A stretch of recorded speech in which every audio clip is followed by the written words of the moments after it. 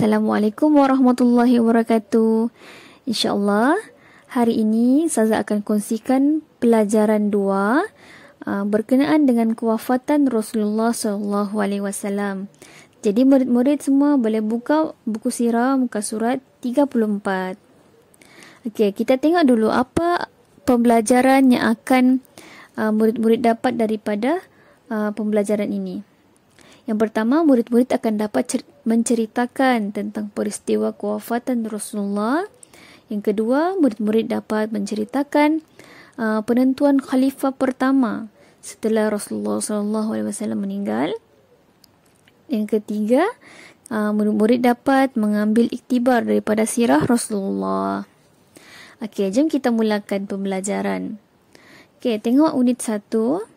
Berkenaan dengan peristiwa kewafatan Rasulullah SAW. Wafatnya maksudnya meninggal lah. Okey, jadi kita kena tahu terlebih dahulu. Rasulullah SWT ni siapa? Rasulullah SAW ataupun Nabi Muhammad ini merupakan Nabi utusan Allah Subhanahu Wa Taala yang terakhir, dan Rasulullah SAW ni merupakan seorang insan yang sangat terpelihara daripada dosa dan perkara-perkara buruk. Jadi Rasulullah ni mempunyai satu keistimewaan ataupun kedudukan yang tinggi di sisi Allah Subhanahu Wa Taala. Selain itu, Rasulullah SAW ini juga amat disayangi oleh semua sahabat. Oleh Abu Bakar, oleh Umar Al-Khattab, oleh Sayyidina Ali, semua sayang dengan Rasulullah SAW. Sehingga kan semua para sahabat ni sanggup menggadaikan harta dan nyawa mereka demi agama Allah dan demi Rasulullah SAW. Dan sekarang Ustazah akan ceritakan pula berkenaan dengan Hajjatul Wada, muka surat 35. Jadi Hajjatul Wada ni adalah merupakan haji yang pertama dan yang terakhir Rasulullah SAW lakukan. Okay, jadi semasa hidup baginda hanya satu kali saja Rasulullah SAW ni tunaikan haji, dan namanya ialah Hajjatul Wada. Maksud Hajjatul Wada tu apa? Ada yang jumpa kah? Hajjatul Wada ni adalah haji perpisahan.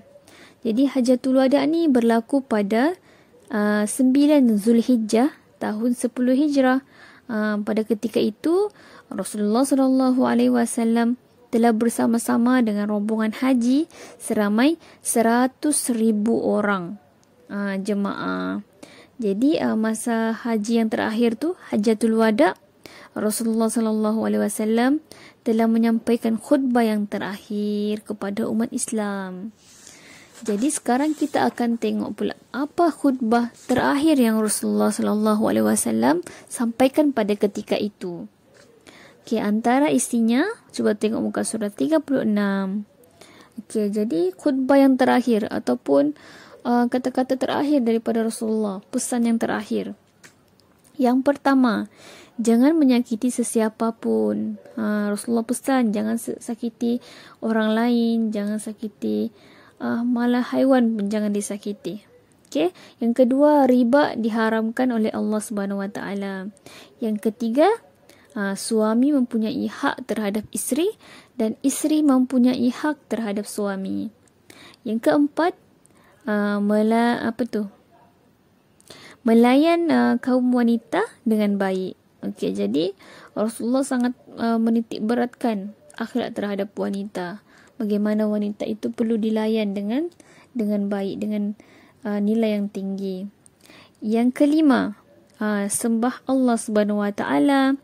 Rasulullah suruh solat, berpuasa di bulan Ramadan, membayar zakat dan menunaikan haji jika mampu. Dan yang keenam, tidak akan ada lagi Nabi atau Rasul selepas Rasulullah SAW. Jadi ini antara pesan-pesan terakhir Rasulullah. Jadi kita sebagai umat Islam, kita kena ingat dan ikut, patuh dengan pesan-pesan terakhir yang Rasulullah sallallahu alaihi wasallam pesan kepada kita. Kita kena sentiasa ingat. Kena solat, kena sembah Allah, kena berpuasa, zakat, sayang orang lain.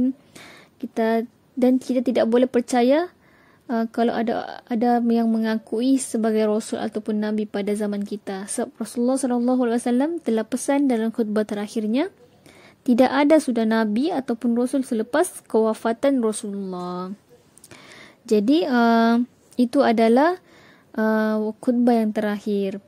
Dan selepas Rasulullah sallallahu alaihi wasallam menyampaikan khutbah tersebut, maka turunlah wahyu yang terakhir. Okay, siapa tahu wahyu yang terakhir itu apa? Ayat yang terakhir turun kepada Rasulullah. Okay, tengok muka surat 37. Okay, dalam surah Al-Ma'idah ayat ketiga.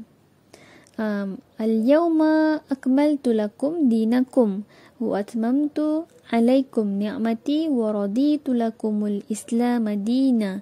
Maksudnya, pada hari ini aku, iaitu Allah, telah menyempurnakan bagi kamu agama kamu, dan aku telah mencukupkan nikmatku kepada kamu, dan aku telah redha Islam itu menjadi agama untuk kamu.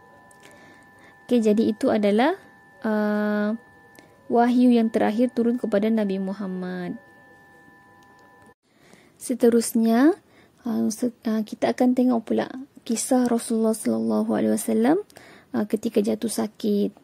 Okay, jadi Rasulullah sallallahu alaihi wasallam ni mula jatuh sakit pada akhir bulan Safar tahun 11 Hijrah, selepas pulang daripada menziarahi perkuburan Baqi' dan perkuburan para syuhada perang Uhud, dengan ditemani oleh seorang suruhan baginda, iaitu Abu Muwayhibah. Okay, jadi Abu Muwayhibah yang menemani Rasulullah masa menziarahi perkuburan Baqi' dan perkuburan para syuhada. Jadi selepas Rasulullah pulang dari perkuburan tu, baginda ditimpa sakit kepala, dan semakin hari sakit kepala baginda tu semakin bertambah sehingga menyebabkan baginda mengalami demam yang kuat. Jadi sepanjang tempoh Rasulullah sallallahu alaihi wasallam tu sakit, Rasulullah tinggal di rumah isteri baginda, iaitu Ummul Mukminin Maimunah. Dan masa Rasulullah macam semakin tenat tu, Rasulullah pula minta izin daripada isteri-isteri Nabi yang lain untuk tinggal di rumah Sayyidina Aisyah. Okay, jadi 5 hari sebelum kewafatan Rasulullah tu, demam Rasulullah pula semakin kuat. Jadi Rasulullah pula meminta supaya tubuh baginda tu disirami dengan 7 bekas air daripada perigi yang berlainan, supaya baginda ni dapat keluar bertemu dengan orang ramai untuk menyampaikan amanah.